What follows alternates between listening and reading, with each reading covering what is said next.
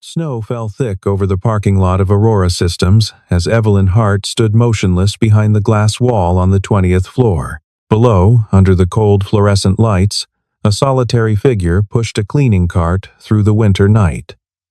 Lucas Reed, the night shift janitor, a quiet single father.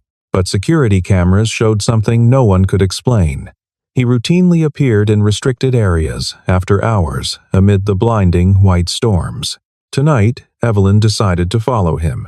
What she discovered would not only change one man's fate, but shake the entire corporation to its foundation. Northvale wore winter like a shroud.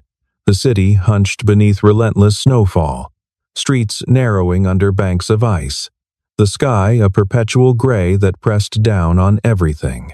Aurora Systems rose from the downtown core like a shard of glass, 23 floors of steel and ambition, headquarters to one of the region's most aggressive tech firms. Inside, the air felt different. Charged. Electric with something more than innovation. Evelyn Hart stood at the conference room window, her reflection sharp against the darkening sky. At 37, she'd been CEO for only 8 months, brought in to stabilize a company bleeding talent and trust. Her predecessor had left under a cloud of financial irregularities. The board wanted someone clean. Someone ruthless enough to make hard decisions. They'd chosen well. 3 weeks, she said without turning. Behind her, the executive team sat in uncomfortable silence. We have 3 weeks until the Genesis launch. If we miss this window, Hyperion Digital will own our market share by spring. Genesis, a cloud infrastructure platform that promised to revolutionize enterprise data management. 2 years of development, $40 million. Everything riding on a single product launch scheduled for mid-February. We're on track, her CTO, Marcus Webb, offered carefully. The final security audit is where we have a problem. Evelyn turned, her gray eyes cold. She tapped her tablet, and the wall screen illuminated with security footage. Timestamps. Access logs. Heat maps of building traffic patterns. Someone has been accessing our R&D servers after midnight, multiple times over the past 6 weeks, always from terminals in or near the development wing. The room tensed. Corporate espionage wasn't paranoia in their industry, it was Tuesday. Who? Marcus leaned forward, his face tight. Evelyn pulled up another image. Grainy footage from a hallway camera. Timestamp 2:47 a.m. A man in a gray uniform, pushing a cleaning cart past a secured door. The cart paused, just for a moment. Then continued. Lucas Reed, she said flatly. Night custodian. Works the 3rd shift, 6 nights a week. According to our head of security, he's been seen on the 8th floor, our restricted research level, at least a dozen times in the past month. Custodians have access to most floors, someone ventured. Not to keycard restricted areas. Not to rooms that require biometric scanning. Evelyn advanced through more footage. Lucas appearing near a server room door. Lucas standing motionless in a hallway, facing a wall-mounted terminal. Lucas leaving through a side exit at dawn, alone, collar pulled high against the snow. Could be coincidence, Marcus said, but his voice lacked conviction. I don't believe in coincidence. Evelyn closed the screen. Not when we're 3 weeks from the biggest launch in company history. Not when Hyperion would pay millions for our source code. She'd learned that lesson the hard way. Her ex-husband had taught her that people wore masks, that trust was a liability, that everyone had a price. What do you want to do? Asked Patricia Lorne, head of HR. Evelyn stared out at the falling snow, watching it accumulate on the ledges outside. Below, the parking lot lights were beginning to glow in the early dusk. Soon, the day shift would leave. Soon, Lucas Reed would arrive for another night of invisible work. I want to know what he's doing, she said quietly. Before we accuse him, before we ruin someone's life, we watch him. We could just terminate. No, the word cut like a blade. If he's working for Hyperion, firing him tips them off. If he's innocent. She paused, surprised by her own hesitation. If he's innocent, we've destroyed someone for nothing. The meeting adjourned. Executives filed out, murmuring. Evelyn remained at the window, watching the snow thicken. Somewhere down there, in the gray urban landscape, Lucas Reed was probably picking up his daughter from after-school care, probably buying groceries, probably living an ordinary life, or stealing everything she'd worked to protect. She pulled her phone from her pocket, scrolling to a photo she kept private. Noah, her 10-year-old son, grinning gap-toothed on a ski slope last winter. Before the divorce, before she'd learned that her husband had been funneling company information to competitors, before she'd realized that the person sleeping beside her had been her enemy all along. That betrayal had cost her everything except Noah, and it had taught her to see threats everywhere, even in the quiet man who cleaned her floors at night. Lucas Reed's alarm clock went off at 4:30 p.m., its harsh beep cutting through the dim apartment. He reached out from under 3 blankets, heat cost money, and silenced it with practiced efficiency. The room was cold enough to see his breath. He sat up slowly, joints protesting. 41 wasn't old, but 3 years of night shifts and physical labor had aged him in ways that didn't show in mirrors. His body knew the truth even when his reflection lied. Through the thin wall, he heard movement. Mia was awake. "Morning, sweetheart." He pulled on thermal underwear, then jeans and a sweatshirt. The apartment's baseboard heater clicked and groaned, struggling against the winter pressing at every window. How was school?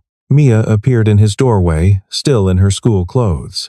8 years old, with her mother's dark curls and a gap where her front tooth used to be. She held her math homework like an offering. "Mrs. Patterson says I got all the word problems right." Lucas took the paper, studied it carefully. His daughter's handwriting was careful, precise. Numbers lined up in neat columns.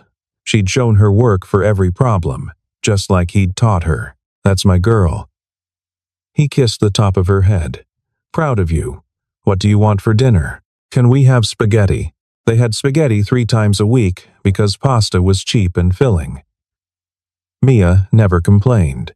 She'd learned early, too early, how to be grateful for enough. "Spaghetti it is." He cooked while she did more homework at their small kitchen table. The apartment was cramped. 1 bedroom that Mia slept in, a living room where Lucas kept a fold-out couch, a kitchen barely big enough for 2 people to stand in. But it was clean, warm enough, safe. That was all that mattered after Emily died. The cancer had taken her fast. 13 months from diagnosis to funeral. By the time Lucas understood they were losing her, they'd already lost everything else.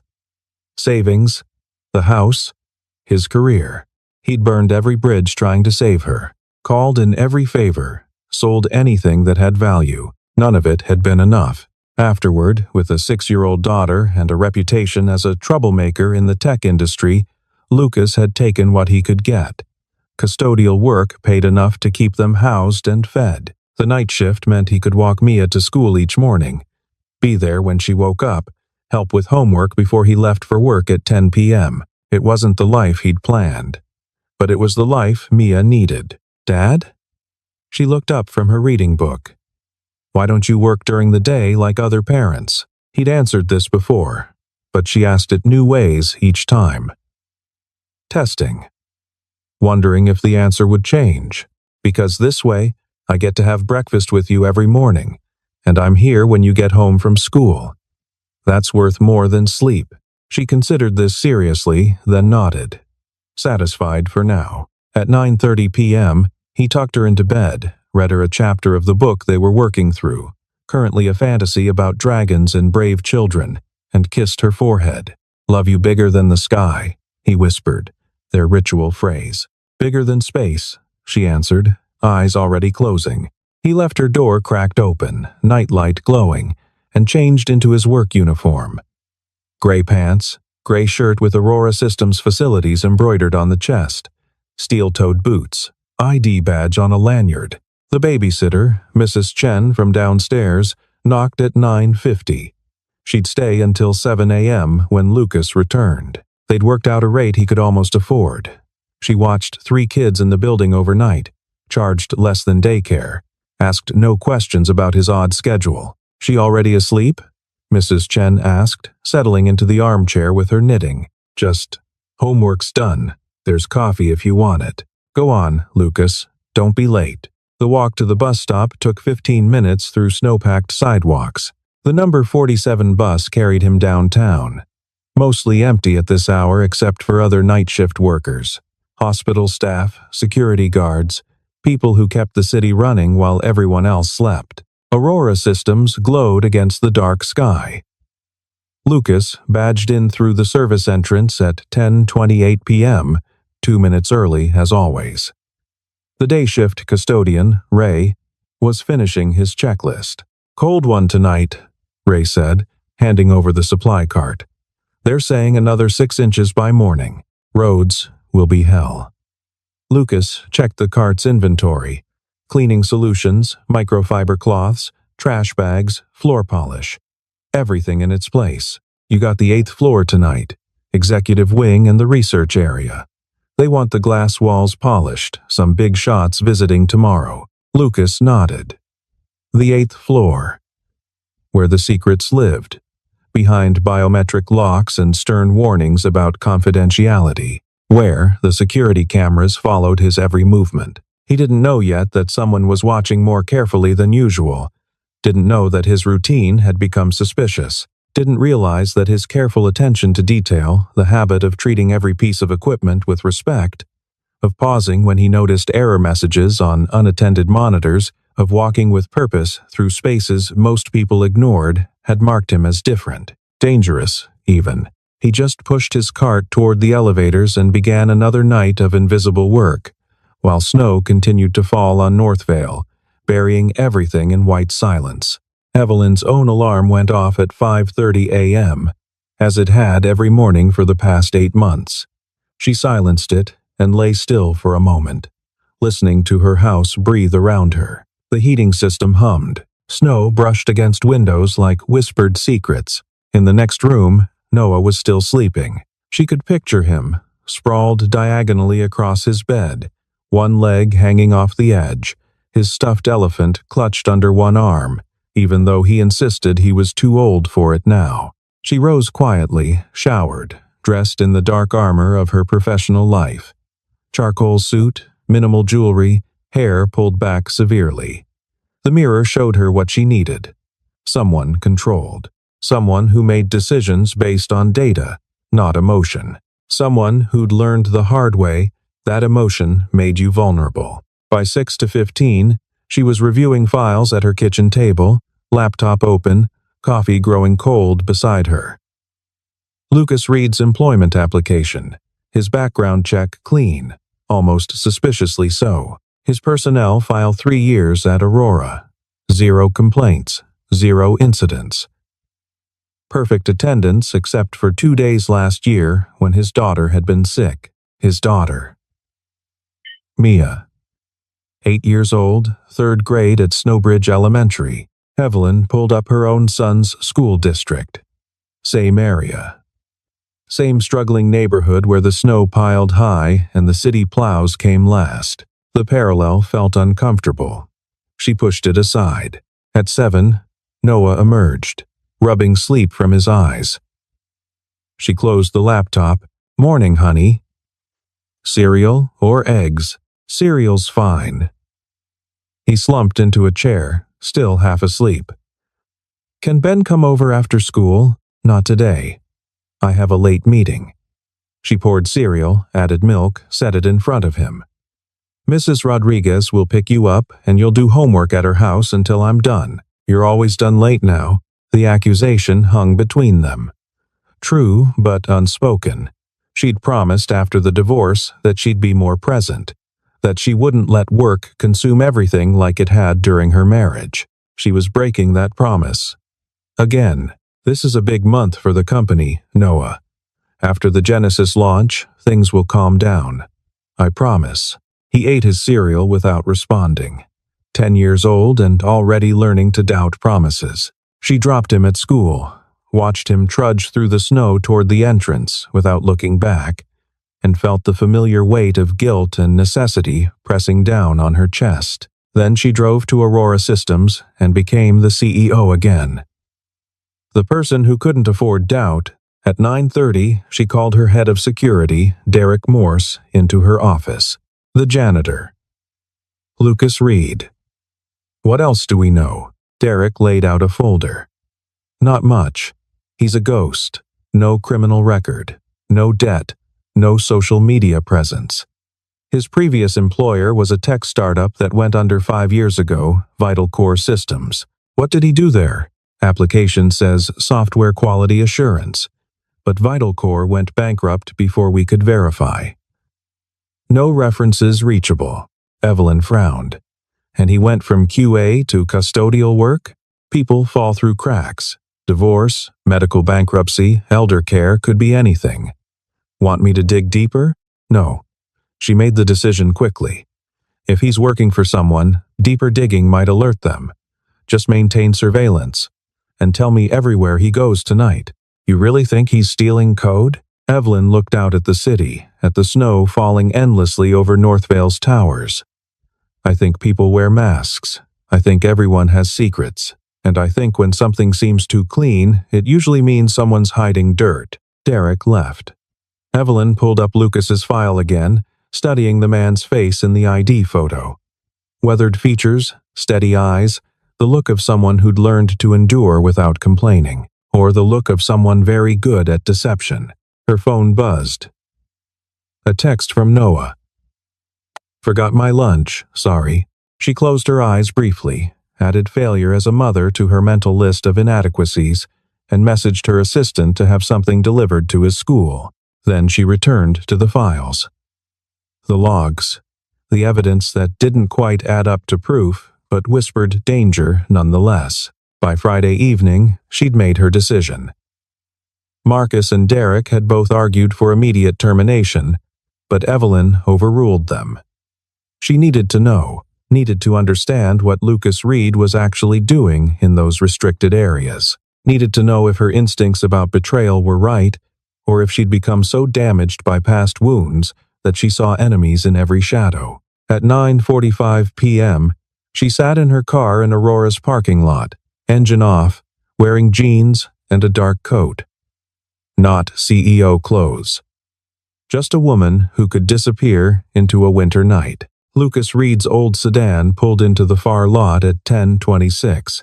She watched him get out, pull his collar up against the wind, and trudge toward the service entrance. Then she waited, watching snow accumulate on her windshield, breathing fog into the cold car, questioning her sanity and her judgment in equal measure.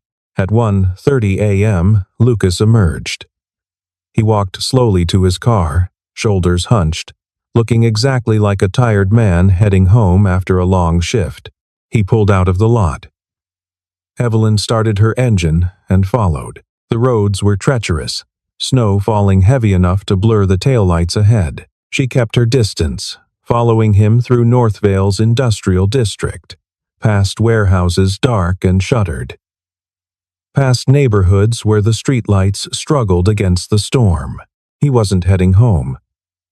His apartment was east. He was driving south. Evelyn's hands tightened on the wheel. This was it. The meeting with his handler. The proof she needed. Lucas's car turned into an area Evelyn barely recognized, a neighborhood forgotten by development, where buildings sagged under years of deferred maintenance. Not the industrial parks where corporate spies conducted business. Not the upscale districts where money changed hands quietly. Just poverty. Real and grinding. His car pulled into the parking lot of a squat brick building. Snow-covered sign. Snowbridge Community Learning Center. Evelyn parked a block away, killed her lights, and waited. Her heart hammering. Her certainty beginning to crack at the edges. Lucas got out of his car carrying something. A laptop bag. 3 of them, actually, bulky and old-fashioned. He didn't look around. Didn't check for surveillance. Just walked through the snow to the building's entrance and went inside. Evelyn sat in the dark for 5 full minutes, doubt gnawing at her. Then she got out of her car and walked through the storm toward the truth she wasn't ready to face. The snow had turned from falling to assault. Wind drove it horizontal across empty streets, stinging Evelyn's face as she approached the community center. Her boots crunched through fresh powder, each step an accusation. "What are you doing here? What do you hope to find?" The building looked abandoned at first glance. Brick facade weathered by decades, windows dim except for a pale glow from one corner room. A hand-painted sign hung crooked by the door. Snowbridge, CLC. Building futures together. Evelyn's breath came out in white clouds. She'd expected a warehouse, a parking garage, somewhere anonymous where information could be passed, money exchanged, betrayal consummated in the dark. Not this. Not a community center in the poorest part of Northvale, where the city's plow trucks didn't bother coming until days after storms ended. She moved closer, staying in shadow.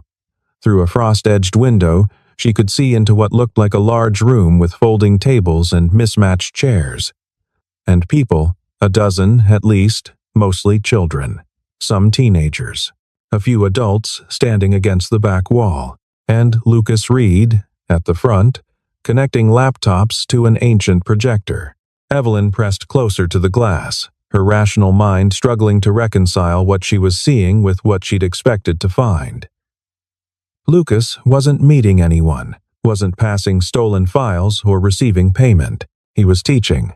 The projector flickered to life, casting blue light across the room. On the screen, lines of code. Python, from what Evelyn could see. Basic syntax, introductory level stuff. Lucas turned to face his audience. Even from outside, even through fogged glass, Evelyn could see the transformation. The hunched shoulders straightened, the tired expression lifted. This wasn't the invisible janitor who pushed a cart through corporate hallways.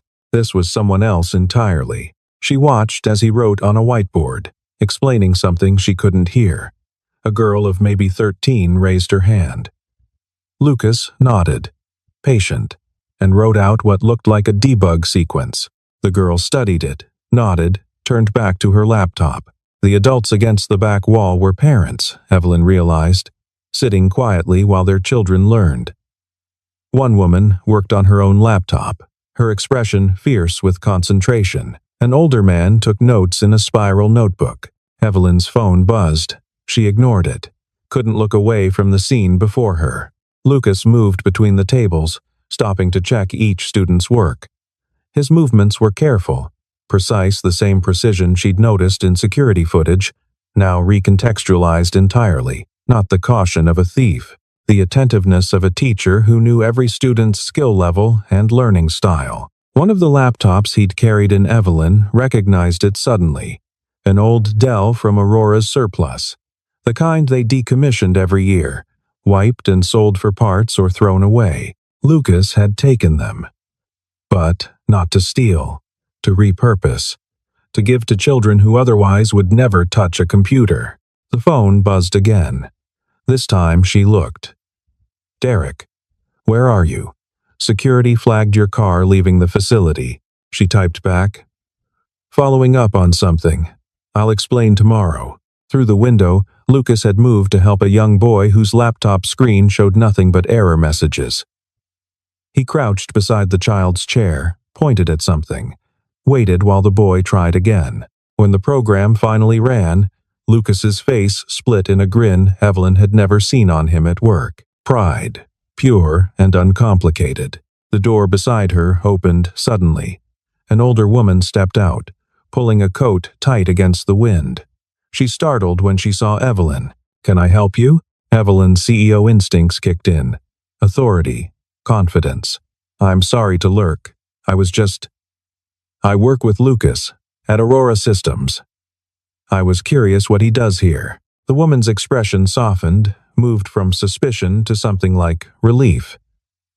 "You work with Luke? Come in. You'll freeze out here." Before Evelyn could protest, she was being ushered into a narrow hallway that smelled of old coffee and floor wax. The woman, introducing herself as Margaret Chen, the center's director, continued talking. Luke's been volunteering here for almost 2 years. Every Friday night, sometimes Saturdays. Teaching programming. Basic computer literacy. Half these kids never touched a keyboard before he started. Margaret's voice carried genuine affection. He won't take a penny. Says he's paying it forward. Paying it forward? Evelyn found her voice. For what someone did for him once. At least that's what he told me. Never gave me the whole story. Margaret paused at a door, her hand on the knob. You want to observe the class? He won't mind. Luke's not precious about having visitors. But Evelyn stepped back. No, I should go. I was worried about him. Working such long hours. Margaret's expression grew knowing. He does work too hard. But some people, that's how they heal. By helping others.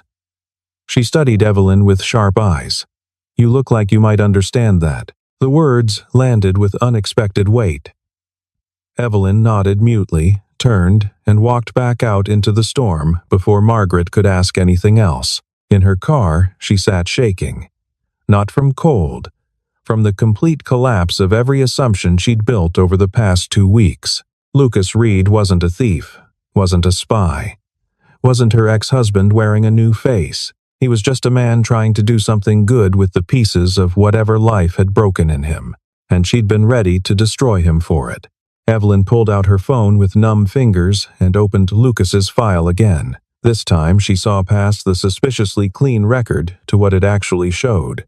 A man who'd disappeared from his industry and never tried to return, who took night shift work so he could be there for his daughter during the day, who stole nothing except discarded equipment that Aurora would have thrown away. Her phone rang. Marcus, where are you? Derek said. I'm following Lucas Reed, she said quietly, and I think we've made a terrible mistake. Evelyn didn't go home.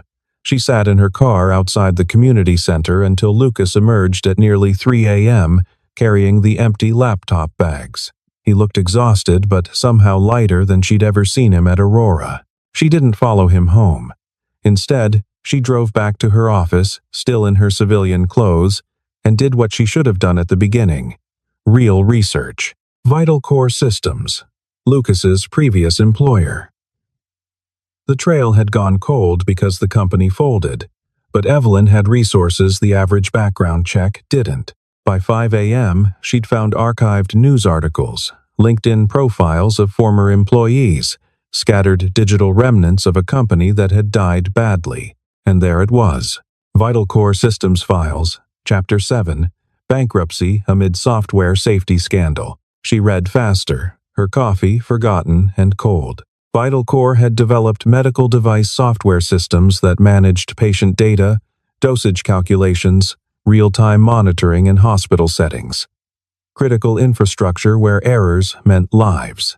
Lucas Reed, then known as Lucas Reed Chen, Emily's name, Evelyn realized, piecing it together, had been their senior system architect, a key player, well compensated, respected, rising, until he found the flaw. A rounding error in the medication dosage algorithm. Tiny. The kind of thing that might go unnoticed through standard testing. But Lucas had found it, calculated the real-world implications, and brought it to management. They'd buried it. Too close to a major contract signing. Too expensive to delay. The error was statistically unlikely to manifest, they'd argued. The risk acceptable. Lucas went to the FDA directly. The investigation that followed destroyed Vital Core. The contract evaporated. Investors fled. Within 6 months, the company ceased to exist, and Lucas Reed Chen became unhireable in the tech industry, labeled a troublemaker. A liability. Someone who put principles over profits. Evelyn found one more piece, a memorial announcement from 3 years ago. Emily Reed Chen, beloved wife and mother, after a courageous battle with cancer. She cross-referenced the dates. Emily had been diagnosed just months after Vital Core collapsed.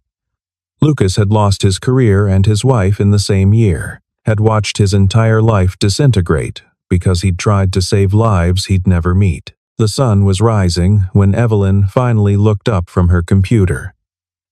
Pink light streamed through her office windows, turning the falling snow into something beautiful instead of threatening. Her phone showed 17 missed calls, a crisis unfolding while she'd been excavating one man's tragedy. She called Marcus back. "Where the hell have you been?" His voice was ragged with panic. "We've got a critical system failure. The Genesis platform is throwing fatal errors in the pre-launch environment. Every test we run crashes the entire stack." Evelyn's blood went cold. How bad? Career-ending bad. Company-destroying bad. If we can't fix this before Tuesday, we have no product to launch. We have no company. She looked at Lucas Reed's face on her computer screen, the ID photo from his HR file, quiet and forgettable. Except he wasn't forgettable at all. He was the most competent system architect she'd probably ever overlooked. "Get the engineering team together," she said quietly. "All of them. I don't care if it's Saturday. I'll be there in 20 minutes. Evelyn, we've been working on this for 6 hours. Our best people can't find the problem." "Then, maybe," she said slowly, "we need someone who isn't one of our best people." The 8th floor of Aurora Systems was chaos when Evelyn arrived. Engineers hunched over workstations, energy drink cans scattered like shell casings. On the main display, error logs scrolled in an endless crimson stream. Marcus looked 10 years older than he had yesterday. "It's in the core. Something fundamental is broken, but we can't isolate it. Walk me through what you know." For the next hour, she listened as her team explained the cascade failure. Genesis was built on legacy architecture systems Aurora had acquired through a merger 4 years ago. That foundation had been solid, but the new features they'd layered on top were causing something to buckle under load. "We're missing something obvious," Sarah Yee, their lead engineer, said with frustration. "It's staring at us, and we can't see it." Evelyn pulled out her phone. Looked at the time. 10:15 a.m. Lucas would be home now, probably sleeping after his shift. Mia would be at a friend's house or watching cartoons quietly so as not to wake her father. She scrolled to his contact information from the HR file, stared at the number. This could backfire catastrophically, could humiliate him, could humiliate her. But the alternative was watching Aurora collapse because her pride wouldn't let her ask for help. She dialed. Lucas answered on the 4th ring, his voice thick with sleep. "Hello, Mr. Reed, this is Evelyn Hart, from Aurora Systems." A long pause. She could almost hear him sitting up, trying to understand why the CEO was calling him on a Saturday morning. "Ma'am, I need to ask you something directly, and I need you to be honest with me. Did you work on the cloud core architecture at Vital Core Systems?" Silence. Then, carefully, "That project was under NDA. Vital Core is defunct. The NDA is meaningless. Cloud Core is the foundation of our Genesis platform. We acquired it in the merger, and right now it's failing in ways we can't diagnose." She paused, made herself vulnerable in a way she hadn't with anyone in years. "I know who you are, Lucas. I know what you did. And I'm asking for your help." Another long silence. When Lucas spoke again, his voice had changed. Clearer. Stronger. "What kind of failure are you seeing?" Marcus looked at her like she'd lost her mind as she put the call on speaker.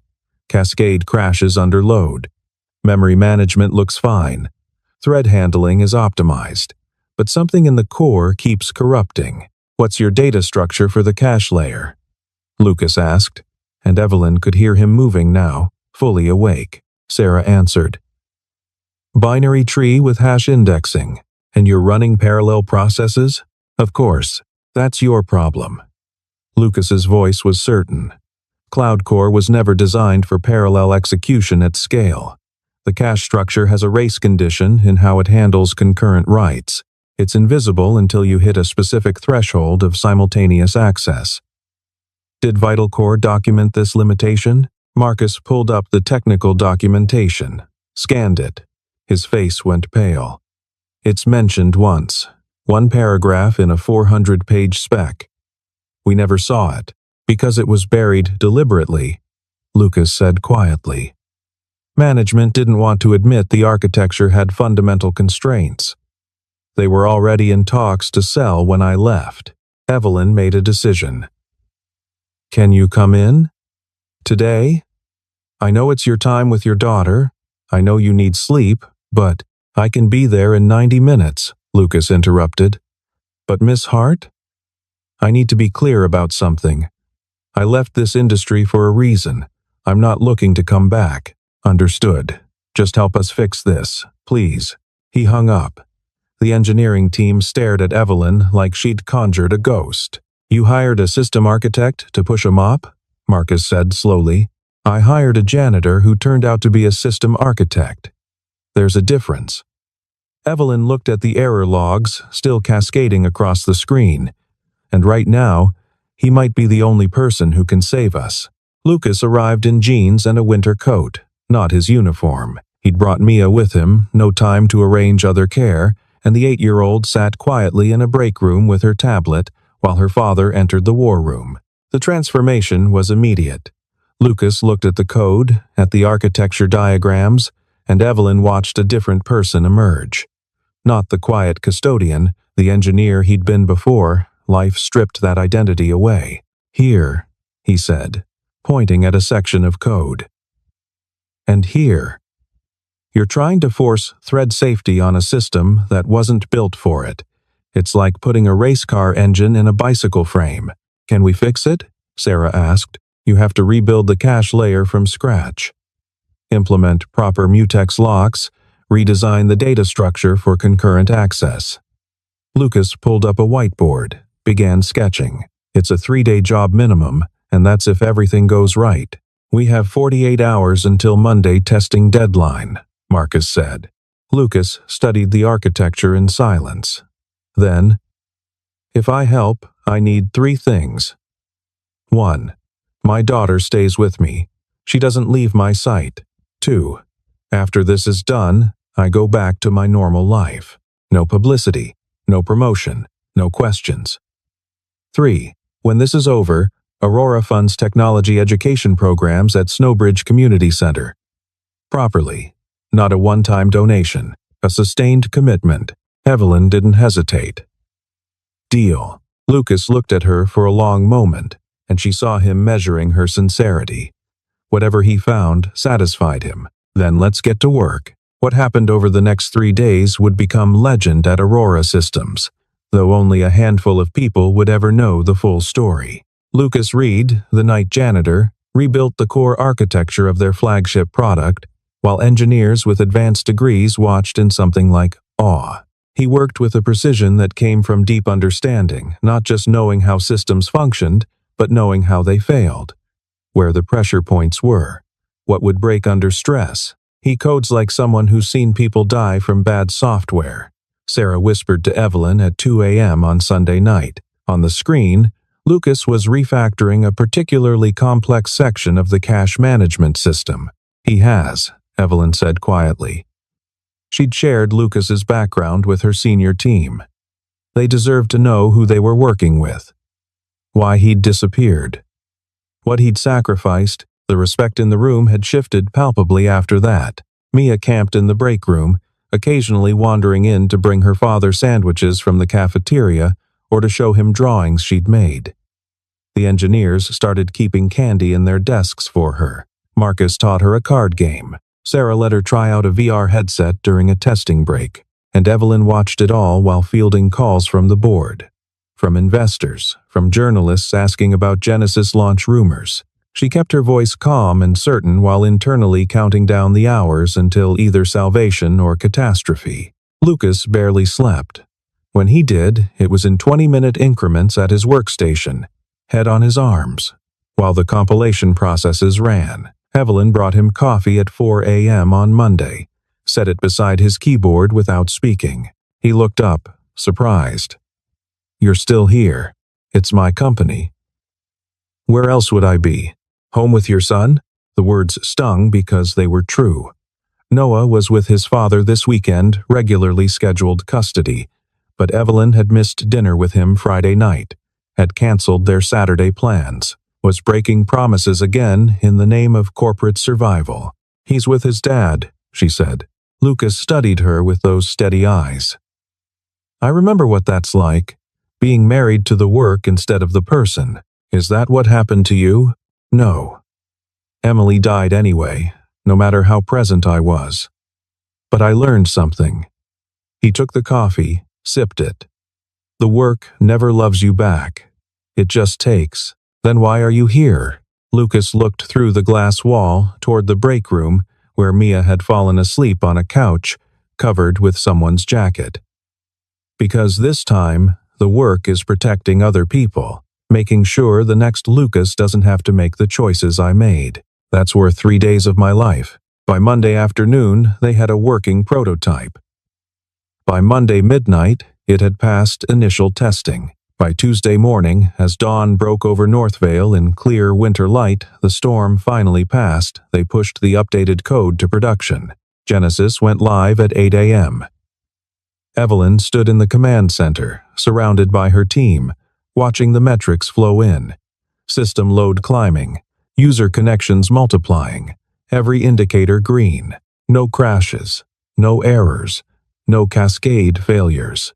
Lucas stood at the back of the room, almost invisible again. But Sarah started clapping, and then Marcus, and then the entire team turned and applauded the man in jeans and an old sweatshirt who'd saved their company. His face flushed red. He nodded once, uncomfortable with the attention, and slipped out. Evelyn found him in the break room, gently waking Mia. "Hey, sweetheart.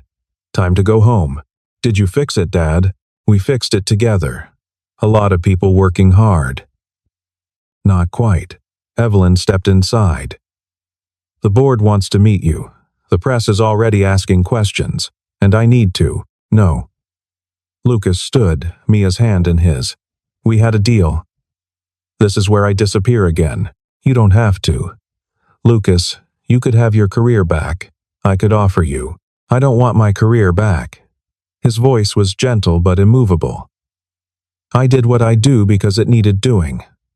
But I'm not that person anymore. I'm Mia's dad. I'm a teacher at Snowbridge. That's enough." Evelyn felt something crack in her chest. "It's not about what you deserve. Maybe I deserve a quiet life. Maybe after what happened with Emily, I deserve to watch my daughter grow up without chasing the next achievement." He paused. "You kept your end of the deal? The funding for Snowbridge? 10-year commitment. 200,000 annually for technology education programs. I'm announcing it this afternoon." Lucas smiled, and it transformed his whole face. "Then we're square." He walked past her, Mia drowsy against his shoulder. Evelyn watched him go, watched him leave behind the second chance most people would kill for, and understood something about courage she'd never grasped before. Sometimes the bravest thing was knowing what you needed and refusing everything else, no matter how it glittered. The press conference was scheduled for 2 p.m. Evelyn stood backstage in the Aurora Auditorium, listening to the crowd settle. Business journalists, tech bloggers, investors, employees, all waiting to hear about Genesis and how Aurora had pulled off a perfect launch after whispers of disaster. She was supposed to credit her team. Take a victory lap. Position Aurora for the market surge everyone predicted would follow. But Lucas's words kept echoing. "The work never loves you back." Her phone buzzed. A text from Noah. "Dad says I can stay extra night, is that okay?" She stared at the message. Her ex-husband being flexible for once, or their son not wanting to come home. When had that shift happened? When had she become the lesser option? Another text, this time from Lucas. "Meant to thank you properly. You didn't have to protect my privacy. Most CEOs would have made me the story. That was decent of you." Evelyn typed back. "You saved my company and asked for nothing. That deserves respect." 3 dots appeared, disappeared, appeared again. Then, "You've got a good team there, Sarah especially. She'll do brilliant things if you let her lead more. Marcus, too, but he second-guesses himself. Needs encouragement. She smiled at the phone. Even in Exit, Lucas was teaching. Noted.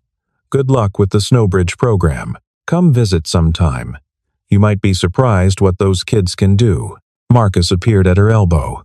We're ready for you. Evelyn pocketed her phone and walked onto the stage. Camera flashes, applause, the weight of expectation settling on her shoulders like snow. She talked about Genesis, about the team's dedication, about Aurora's commitment to innovation and excellence. Said all the right things in the right order, but she didn't mention Lucas, didn't turn him into a redemption narrative or a marketing angle, kept her promise. Afterward, back in her office, she pulled up the funding authorization for Snowbridge. $200,000 annually seemed suddenly insufficient. She changed it to $350 and added a clause. Any Aurora employee could volunteer company time for approved community education programs. Patricia from HR looked at the memo skeptically.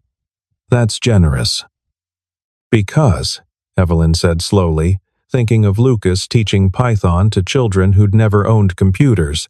Sometimes the best investment isn't in products, it's in people who might never work for you.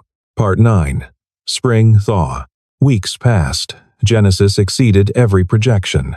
Aurora's stock climbed 20%. Evelyn was profiled in industry magazines, invited to speak at conferences, courted by boards looking for her particular brand of leadership. And she found herself restless. The triumph felt hollow, like eating food that looked perfect but had no taste. She started leaving work at 5 p.m. twice a week, had dinner with Noah, listened when he talked about school, actually listened instead of thinking about quarterly targets, let him beat her at video games without checking her phone. You're different lately, Noah said one evening in March, when the snow had finally started retreating. Different how? More here. He shrugged, the eloquence of 10-year-olds. Even when you're here, it was enough. In April, Evelyn drove to Snowbridge Community Center. The building looked better than she remembered. Fresh paint, new sign, lights blazing in the evening dusk. Inside, she found controlled chaos. 20 children had computers, ages ranging from maybe 7 to 16. Parents in a side room taking their own classes, and Lucas moving between workstations with the patience of someone who'd found exactly where he belonged. He saw her, smiled in surprise, and finished helping a boy debug his code before walking over. CEO field trip? Wanted to see where our money was going. We've got a waiting list now. Had to expand to 3 nights a week. Lucas gestured toward the side room. That's job skills training. Basic office software, resume building, interview prep. Margaret's idea. Turns out teaching kids is great, but teaching their parents helps whole families. A girl approached, maybe 15, carrying a laptop. Mr. Reed?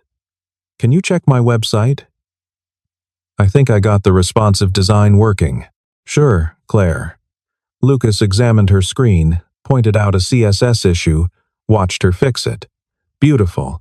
Show your mom. She's going to be proud. Claire beamed and hurried away. Lucas turned back to Evelyn. She's going to college next year. Computer science. Full scholarship.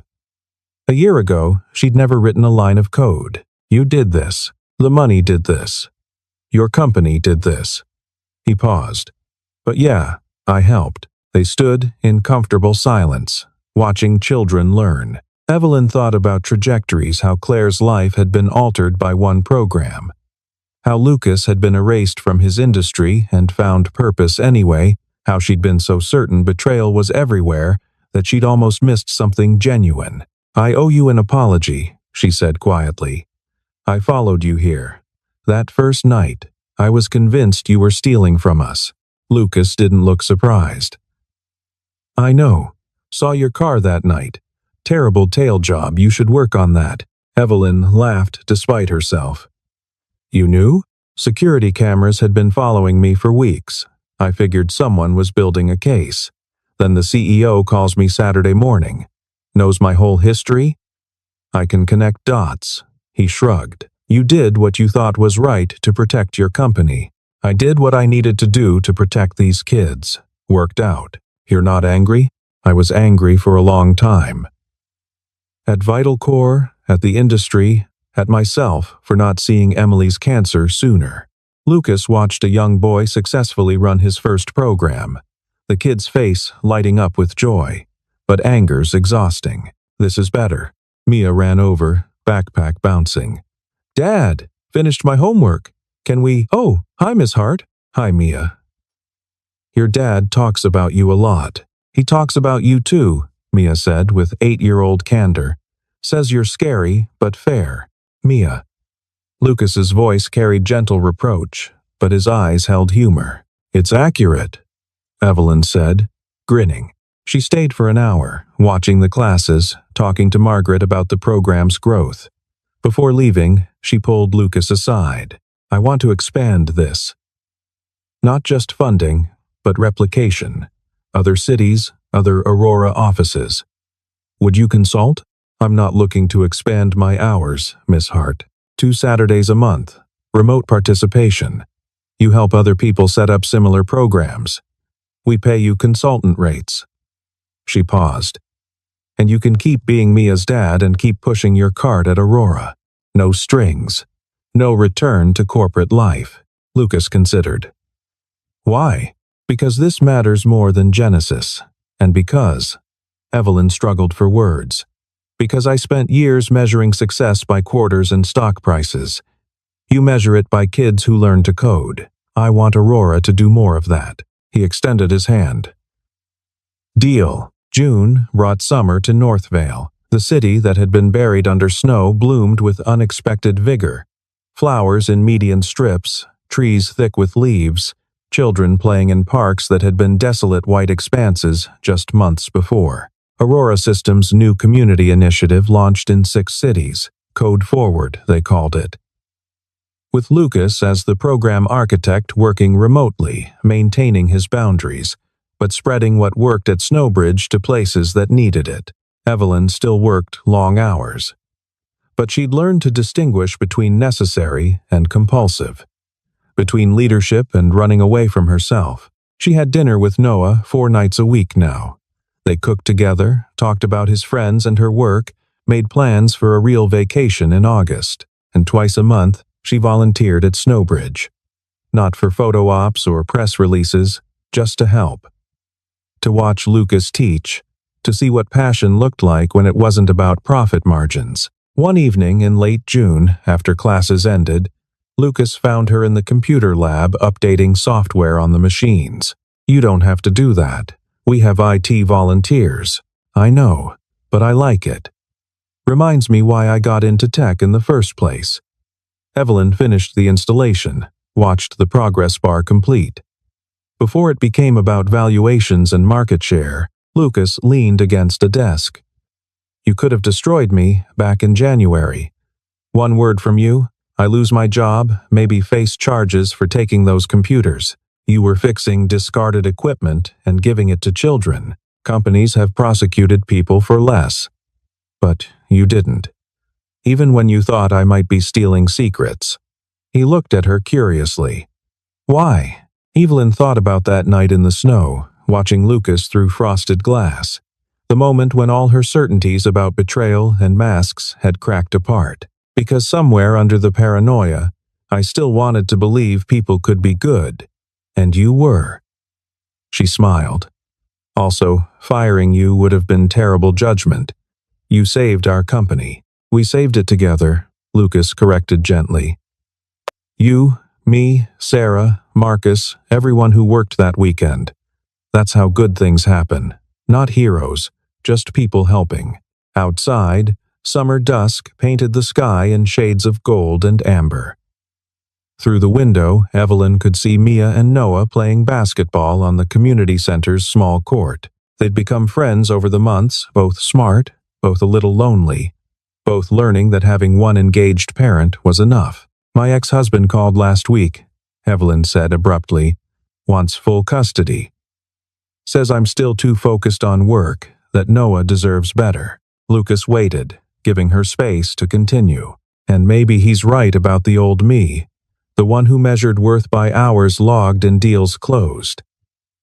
She watched her son laugh at something Mia said, both of them flushed and happy. But he's wrong about now. I'm different. Noah knows it. And I know I'll fight for him and win because I'm finally showing up. Sounds like you learned something, Lucas said. Yeah, that the people who clean floors at night can be better teachers than the ones in corner offices. She stood, brushed dust from her jeans. Come on, let's go shoot hoops with our kids before they get too good and embarrass us. They walked out together into the warm evening. The city stretched around them, no longer threatening or cold. Just a place where people lived and worked and tried their best, where a CEO could become a volunteer, a janitor could become a teacher, and two single parents could find friendship in the ruins of their respective disasters. Part 11. What Remains. December returned to Northvale, bringing snow once again. But this year, Evelyn watched it fall from her office window without the tight anxiety that had consumed her before. Genesis had become industry standard. Aurora was thriving. And more importantly, Code Forward was operating in 20 cities now, teaching thousands of children who'd never had access before. The board had questioned the expense. Evelyn had held firm. This is who we are now, she'd told them. We build technology and we build people. Both matter. They'd voted in her favor. Barely, but enough. Lucas still worked as a custodian at Aurora, still taught at Snowbridge. He'd turned down 3 job offers from other companies who'd eventually learned his story, turned them all down with the same polite firmness. I know who I am now, he'd told Evelyn. I'm not interested in going backward. Evelyn understood. She'd stopped climbing, too, in her own way. Turned down CEO positions at larger companies, advisory board seats, speaking engagements that would have boosted her profile. She was building something here, something that mattered more than legacy. On the winter solstice shortest day, longest night, Aurora held its annual celebration. But this year, it wasn't in some rented venue downtown. It was at Snowbridge, with employees volunteering alongside community members to throw a party for the kids in the programs. Evelyn found Lucas in the computer lab, setting up a projection system for the evening's showcase. Students would demonstrate projects they'd built over the year. Noah says Mia's project is going to blow everyone away, Evelyn said. He might be right. She's been working on it for months. Lucas smiled with obvious pride. Can't tell you what it is. She swore me to secrecy. The showcase that evening was magic. 10-year-olds demonstrating apps they'd coded. Teenagers presenting websites they'd built for local businesses. Parents showing off spreadsheet skills and job applications typed with newfound confidence. And Mia, small and determined at the podium, presenting a program she'd written called Helper that matched community needs with volunteer skills.